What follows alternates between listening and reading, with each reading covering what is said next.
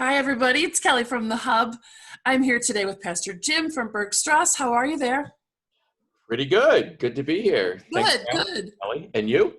I'm doing all right. It's a nice day. It's a little steamy out there, but Hey, but where I am at, there's a nice breeze too coming in the window. So that's, you I'll know take what, and it. And that it's makes really summer, cool. yeah, that makes summer doable when there's like a nice breeze, and Exactly. there has been for a few days. So, um, Pastor Jim and I, of course, as you guys know, because you watch us all the time, we always sort of talk about what our ideas are before we talk about them with you. And today we wanted to chat about what are the little things that you do that are probably you don't even think about that inadvertently have a long-lasting impact on other people. Um, Both of us come from a life of service, and then sort of like, what does that mean? Like, what does that mean in the greater scheme of the universe? Not like, yeah, we're so great, but what does this mean in bigger terms? So, Pastor Jim, why don't you start us off why we chose this and why this has like special meaning? So I think, especially at this time in our lives, when we're in a world where it's kind of like a whole lot of unknowns. We're living in a whole lot of unknowns right now, especially as it's around the COVID-19, the global pandemic. And that's the thing too, it's a global pandemic. It's not a North American pandemic or Pennsylvania, whatever. It really is affecting everybody. And it really gives us a whole lot of concern that creates some fear and a lot of anxiety in all of us. And it's sometimes very difficult to live to feel like we're living much more productively and as we would like to be, when sort of like that cloud is around us. Bless you. And it's like, so how do we kind of manage that, or understand that and where we're at? And I think for me, and maybe for you, our viewers also, is that we do so many little things in our life that we don't think about, and they are so ordinary to us. They're just sort of like our common ordinary things with us, but in the larger picture they become so much life-giving for somebody else, and we don't think of it. I know I've often said to somebody about, oh, well, thank you for doing that. Oh, no problem, that's what I do. Well, the reality is, yes, that is what you do, but that's what we're grateful for, because you do that. um, and those little things of just sending a greeting card. I mean, sending a greeting card to say thank you. Sending a card that just says, I'm thinking about you. Um, I mean, that's so simple. And yet I know, there are some people that, we've forgotten how to send cards, I admit. But, but there are still many other ones that still do that. And I'm not talking about the cards that thank you, Grandma, for the birthday present. I'm talking about the cards, I'm really thinking about you. Yeah. I'm caring for you. And even just when we're out on the street, if you pass somebody that, whether you know them or not, you just say, hey, how are you? And you stop and have a conversation. And those are the simple things. Those are the simple things that I imagine that many of us do that make a huge impact. Um, Yeah, this, I was a teacher for a long time, and there was a student of mine that I had for years, and I mean, she was in student council and I was a student council advisor, and we had a wonderful relationship. And her life was pretty planned. She knew what she was going to do and all that kind of stuff. And she just finished her second year of college, and we've been Facebook friends for a long time. And she really just wasn't sure what she was doing, and I reached out to her. She like had a post about like, I'm in business, I'm not really sure, something like that. She was having a little funk, and I reached out to her and I said, what are you doing in business? That's not you. mm, And I mm, knew that I could say that to her, and not like, she wouldn't get upset. She just knew that like, that's our relationship and that's fine. And she messaged back to me. She's like, what do you mean that's not what I do? And I said, you are someone who helps people. You need to help people. I said, I mean, I know what I would love to see you do, but it's not really my life, it's yours. And she's like, well, what do you think I should do? And I said, I think you should be a nurse. I said, I mean, nothing against physicians, but nurses run the hospital. And I think if you ask any physician, they would say the same thing. Nurses run the hospital. And I said, you, A, are a great leader, and B, you're super compassionate and you want to help people. I said, I think you should be a nurse. And she's like, all right, thanks for the advice. And it's been 4 years later, and she's an L&D nurse, and she's moving to Boston because that's her dream. She wants to work in Boston, working in the labor and delivery unit. And I take zero credit. I mean, we've been friends forever, but it's those little things. And she regularly says, I don't know if I would have chosen this if you wouldn't have put me into that place. And I said, I didn't really put you into that place. It was a moment in time where things aligned.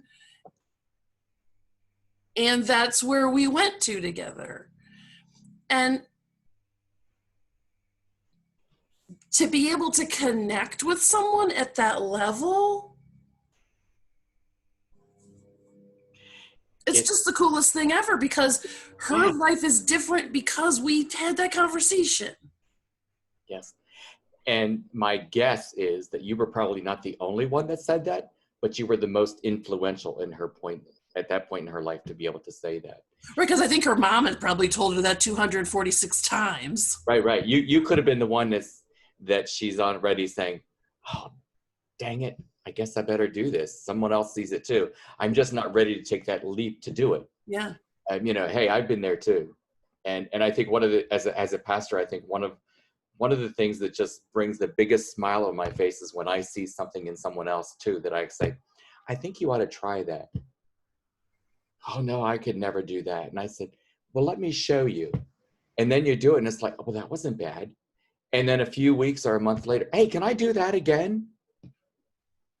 And it's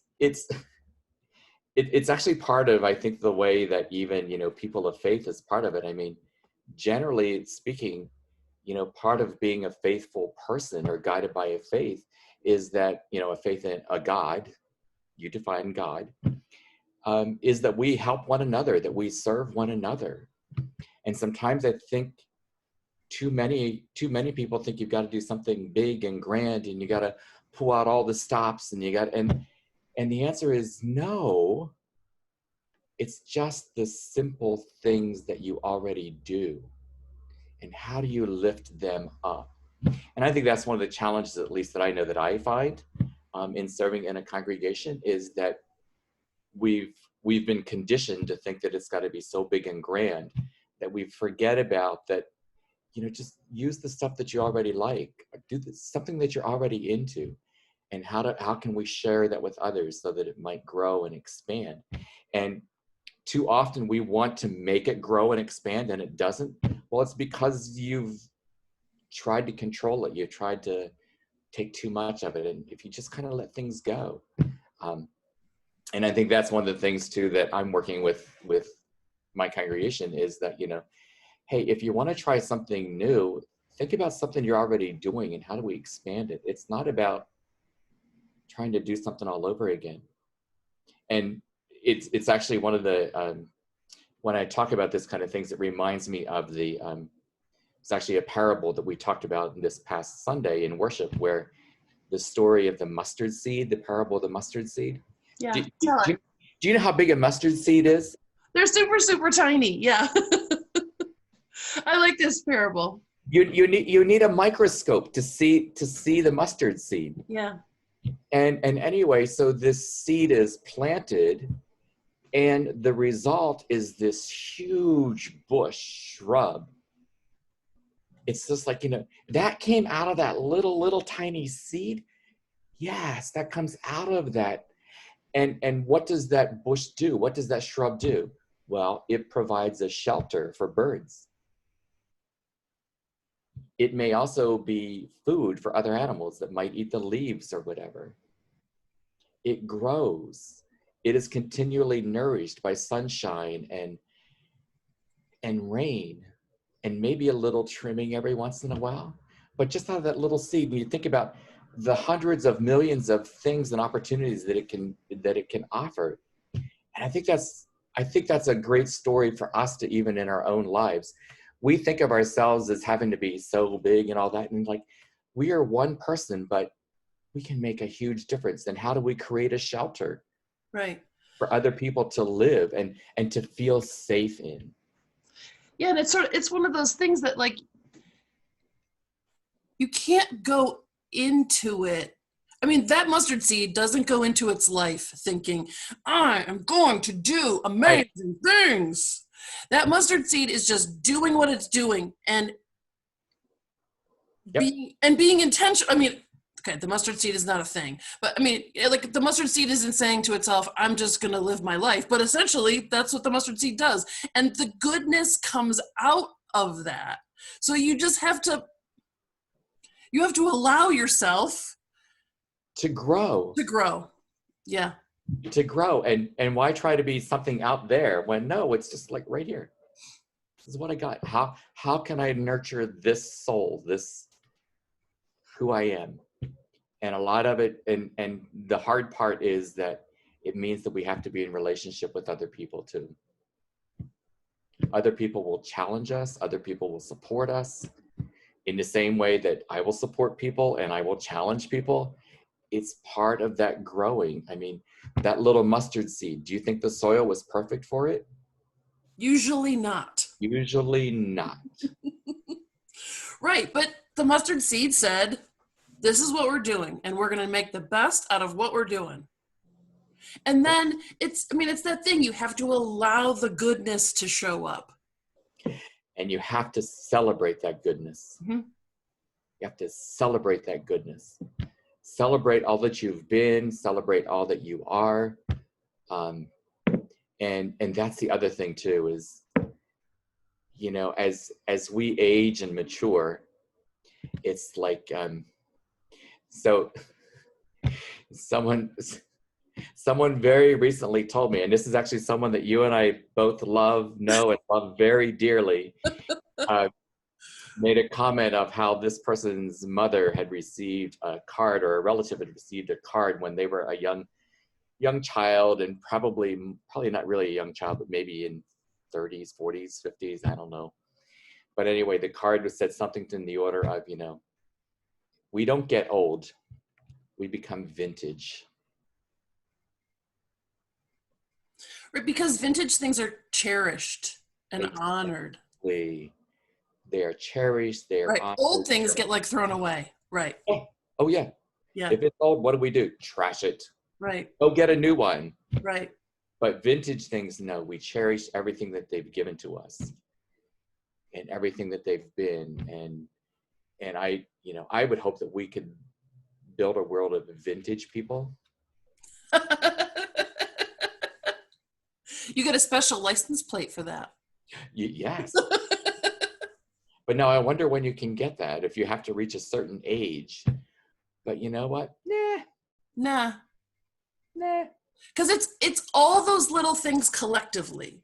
And that when you get to be that vintage age, you've acquired, hopefully, a lot of, because you planted all these little mustard seeds along the way.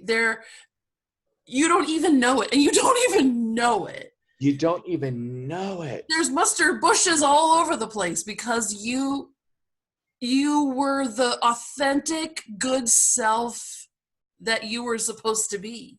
You allowed yourself to be nurtured. Yeah. So that you could blossom and grow.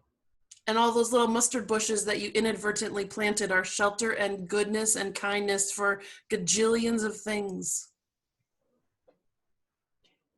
And when the birds come back to roost is when they come back to say thank you.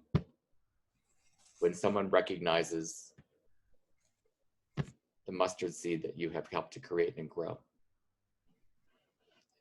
Yeah, that was pretty good.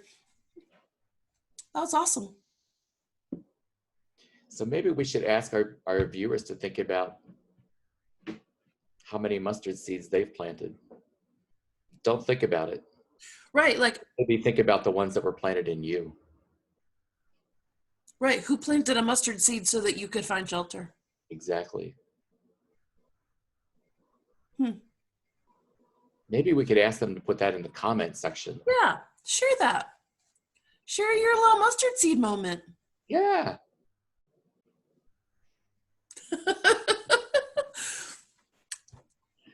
Who would have thought? We would have thought. Exactly. As always, Pastor Jim, thank you very much. You're welcome. Thank you, Kelly. See you, everybody. Bye, folks.